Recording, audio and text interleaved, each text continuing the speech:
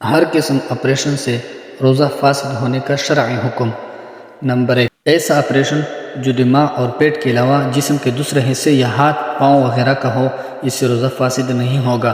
Number 2، اسی طرح ایسے اعضاء کا آپریشن جن سے دماغ یا پیٹ کی طرف منفذ یعنی قدرتی رستہ نہیں ہے، روزہ فاسد نہیں ہوگا، کیونکہ روزہ کسی ایسی چیز سے فاسد ہوتا ہے جو بدن کو درست کرنے کے لیے قدرتی راستے سے داخل کی جائے یا دماغ اور پیٹ تک پہنچ جائے یا پہنچنے کا امکان غالب ہو۔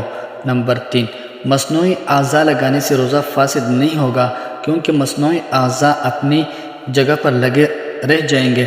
ہاں، اگر آپریشن کے ساتھ کوئی دوا ڈالی جائے گی جو دماغ یا پیٹ تک پہنچ جائے تو روزہ فاسد ہو جائے گا، قضا لازم ہوگی، کفارہ نہیں۔ نمبر 4، اگر پیٹ یا دماغ کا آپریشن اس طرح کیا کہ کچھ کاٹ کر نکال دیا، کوئی نئی چیز داخل نہیں کی گئی تو روزہ فاسد نہیں ہوگا۔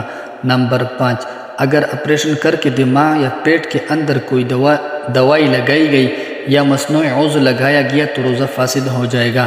نمبر 6، اگر معدہ کے آپریشن میں کوئی عضو سرجری کے دوران باہر نکالا گیا پھر اپنی جگہ واپس فٹ کر دیا گیا تو روزہ فاسد ہو جائے گا۔